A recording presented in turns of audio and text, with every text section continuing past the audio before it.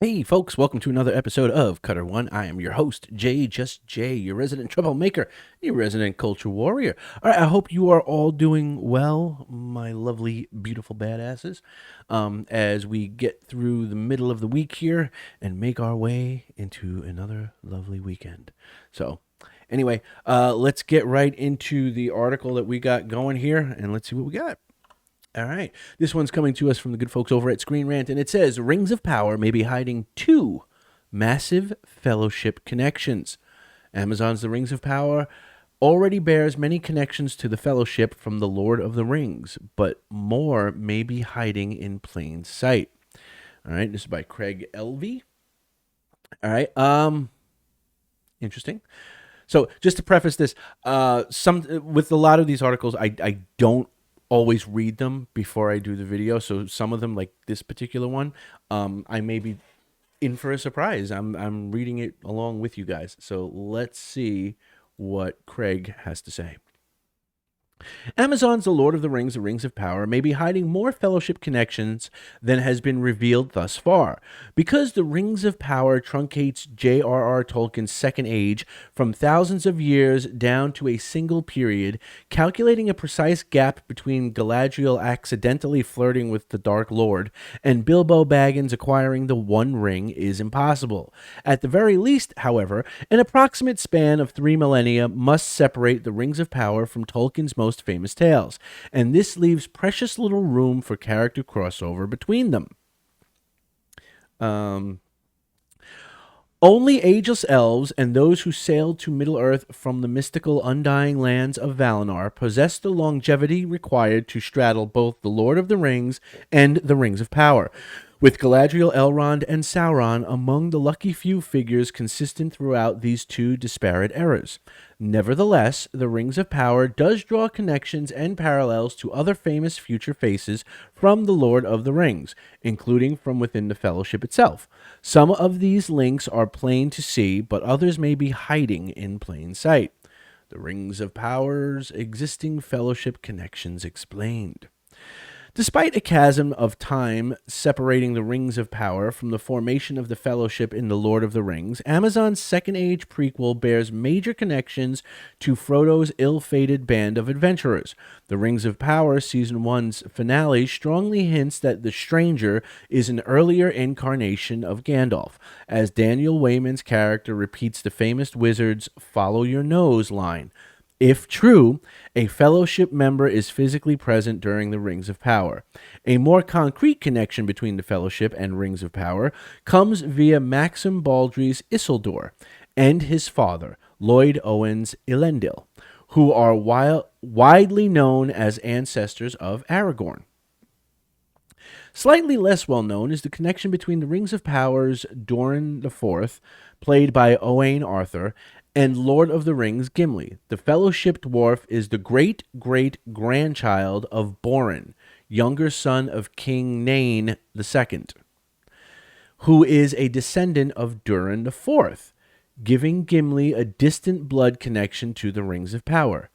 Thranduil, father of Legolas, is yet to appear or receive a mention in the Rings of Power, but the aloof elf is certainly around during the Lord of the Rings Second Age timeline, and could easily appear during future seasons. Legolas himself is not yet born, but the Rings of Power provides Irandir as a proxy for the Fellowship's resident elf. Why the Rings of Power's Nori could be related to Lord of the Rings Frodo. Gandalf, Aragorn, Legolas, and Gimli may all share varying degrees of relevance to the Rings of Power, but the Fellowship's Hobbit quartet is less prominently represented.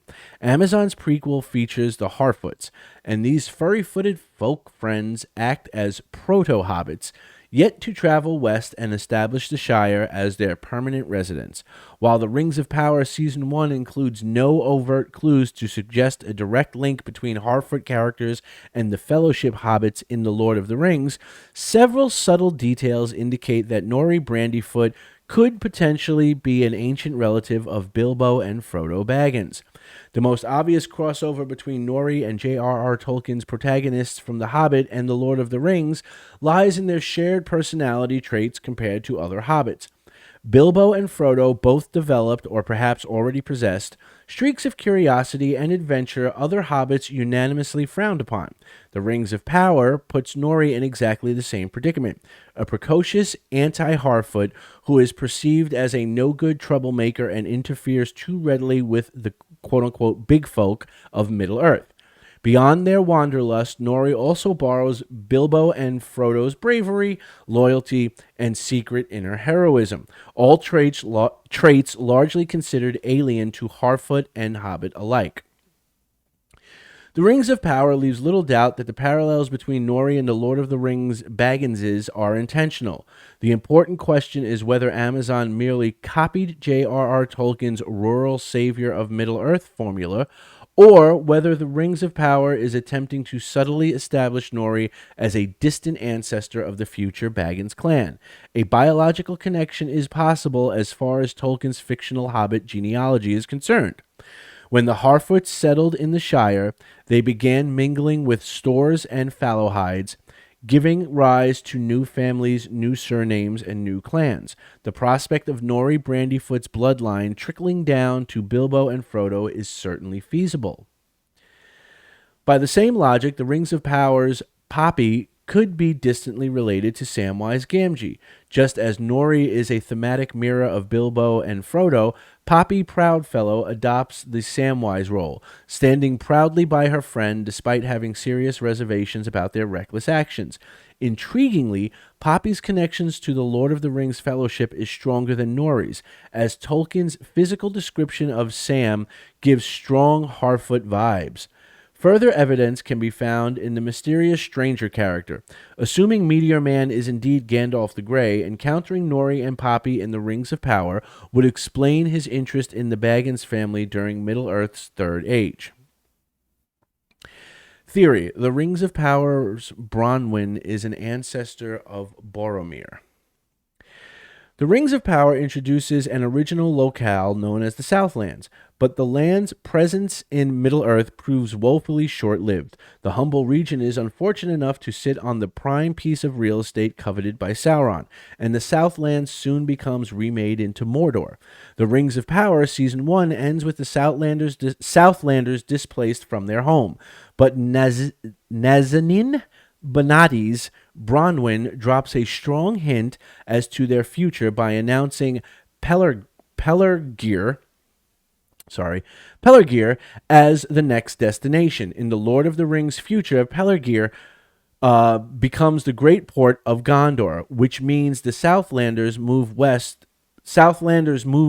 Which means the Southlanders move west could represent the first step toward Gondor's foundation. Curiously, the Rings of Power also establishes Bronwyn as an accidental leader. Once Adar's orcs attack, Bronwyn becomes the Southlanders' de facto leader, and after a failed attempt to palm off those responsibilities to Halbrand, the Rings of Power Season 1 ends with Bronwyn once again calling the shots. The former healer looks set to become the appointed chief of Pelargir, whether she likes it or not. Gondor's official formation will only happen when Elendil arrives in Middle-earth after Numenor's destruction. The newcomers declare their sovereignty over those already living in the region, which in the Rings of Power canon includes the evicted Southlanders, and Gondor is born. Despite her lack of Númenórean heritage, it seems likely that Elendil and his sons would acknowledge the existing leadership of Pelargir by giving Bronwyn a high-ranking position of nobility in Gondor, which would then pass down to Theo and his descendants. It is one such noble house that later becomes the stewards of Gondor in the absence of a true king, and this lineage continues to Denethor II and his sons, Boromir and Faramir. The Rings of Power's Bronwyn could, therefore, be part of a bloodline that includes the Sean Beaniest member of the Fellowship of the Ring.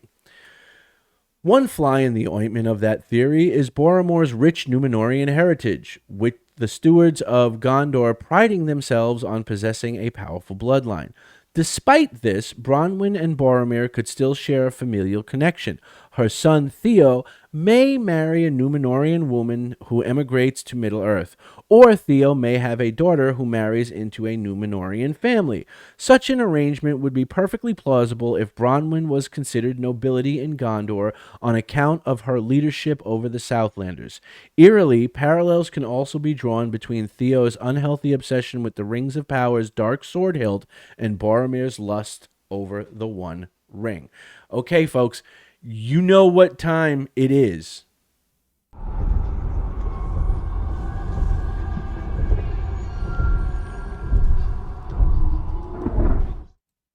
That's right. This article is reaching so hard. So hard. Okay, I'm sorry, Craig. I'm sorry, Screen Rant, but you guys are really reaching there. There is nothing to indicate that Bronwyn is in any way, shape, or form going to somehow be in the bloodline of Denethor and Boromir and Faramir. As a matter of fact, there are charts that list the entire lineage from, you know, the minute that Numenorians land in the lands that will become Gondor, all the way through, right? There's family trees. Like I've literally seen people that have spent who knows a god awful amount of time coming up with charts where everyone is listed, right? And every branch is listed, and this person's daughter married that person's second cousin, who was also the prince of this, and so on. So no, this article. This article shows what happens when you take something like The Lord of the Rings, okay, and you redo it for a quote unquote modern audience,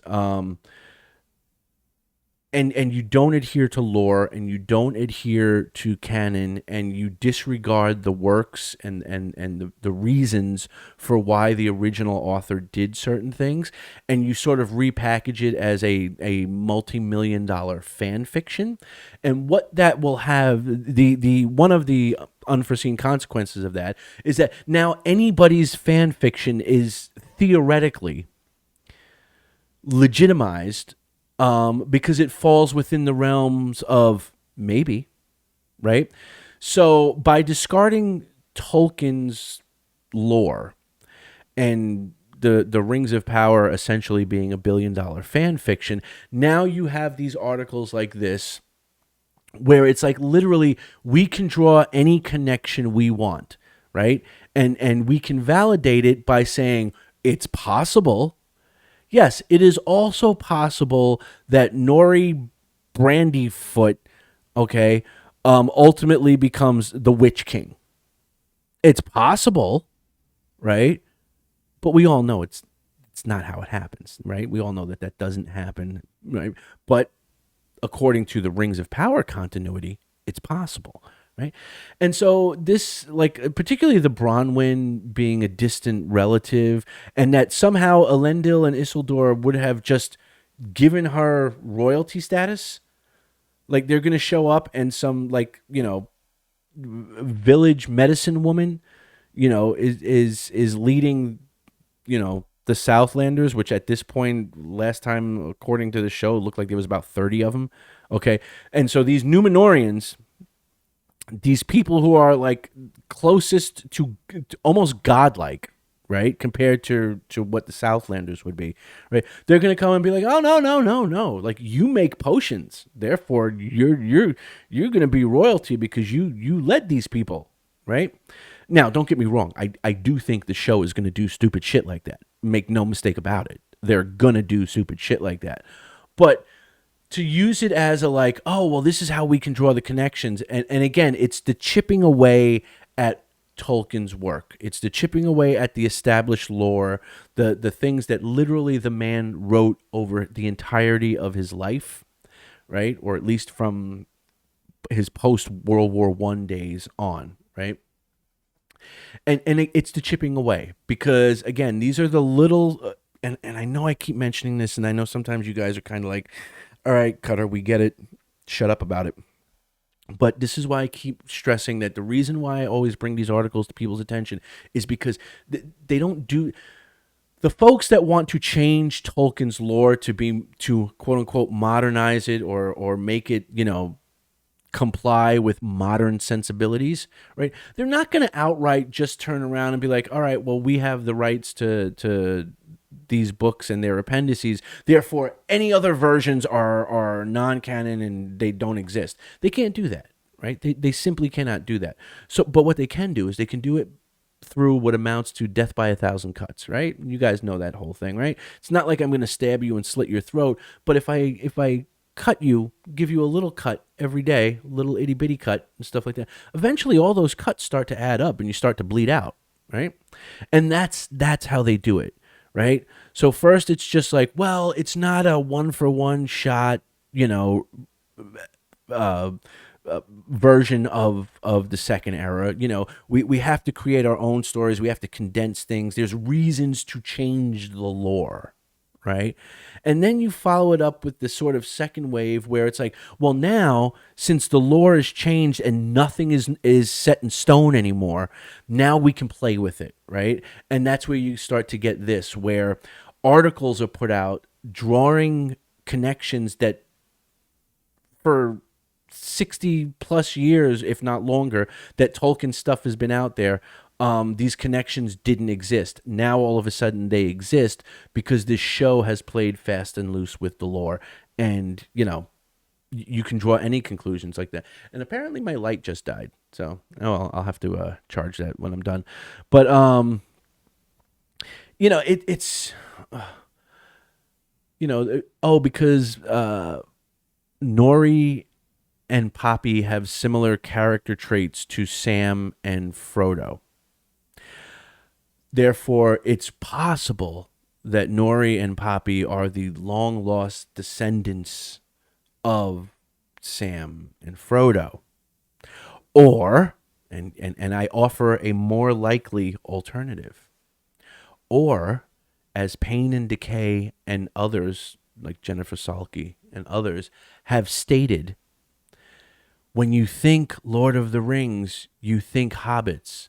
Therefore, we felt we needed to have hobbits in our show. And what are you going to base them on? You're going to base them on the most famous hobbits ever, Sam and Frodo, right? So it could be that those connections aren't there to say, oh, well, they're the long lost descendants, right? And the great grand hobbit, right? It could just be because the show wanted to milk the concept of hobbits because they know people like that shit. And considering that they've said that the reason why they put the hobbits in the show was because when you think Lord of the Rings, you think hobbits, I'm willing to bet that my theory is probably closer to reality. Okay? But again, the problem isn't that people can speculate. The problem is that because of the show throwing the lore out and not adhering to it and trying to justify not adhering to it and modernizing it, you now open the floodgates to where anything are considered legitimate theories, stuff that would have been Tolkien fans would have scoffed at, a year ago, is now considered potentially canon, right? And that's where the problem lies. And that's why I call this bullshit out when I see it, because that's what it is. So I am sorry, Screen Rant, for ripping into you, but you deserved it. I am sorry, Craig Elvey. It's nothing personal. I just think the conclusions that you're drawing are nonsensical. They're stupid. And they literally are trying to legitimize just some fan fiction theories, and I'm calling bullshit on them. So take it for what it is.